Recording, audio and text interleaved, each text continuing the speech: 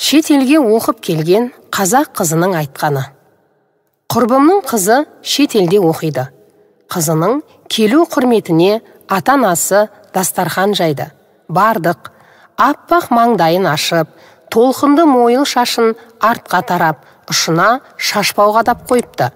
Жоқ, шашы ұзын емес, тіпті беліне де жетпейді. Десе де, шашпауына көзім түсіп, ішім жылып қалды. Фотоальбомын көріп отырмыз. Шетелдің бір шамасында болыпты.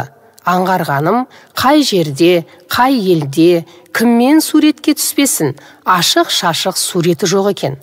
Бүркеніп араб болмаған, ашылып Европа болмаған.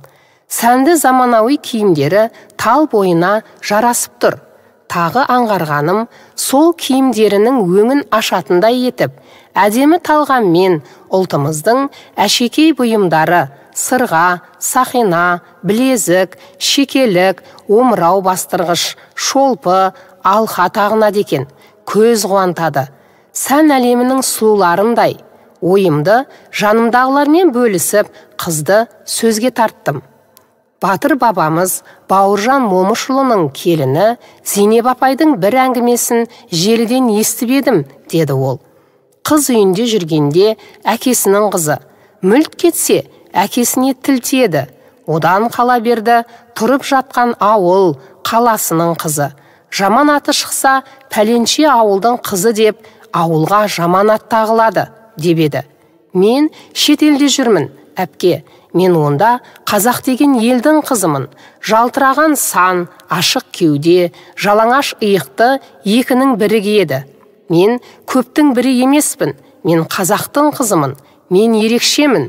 Өйткені өзіндік қалпымен, салт санасымен елім ерекше.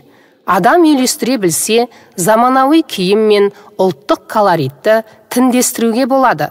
Мысалы, мына той кешіне киген көйлегіме қараңызшы. Кәдімгі қос етек. Енді мынаған қараңыз. Бұл сырт киім, жеңіл пальто. Байқасаңыз, қазақтың шапаны тек заманауи үлгіде. Етігіме, сумкама, бас киімдеріме қараңыз. Мұның бәрін қалай, қайдан? Елге келгенде тіккіземін, сатып аламын.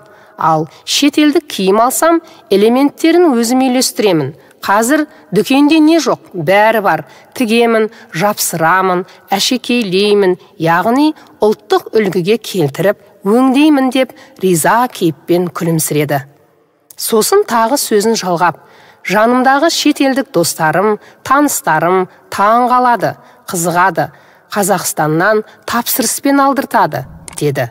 Шынында керемет, қандай талғам, қандай үйлесім, қандай ұлтжандылық.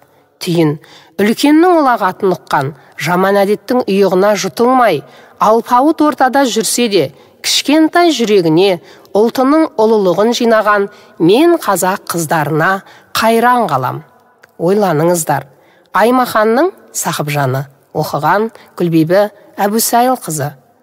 Ұнаса лайк басып, арнама тіркеліп кетуді ұмытпаңыз.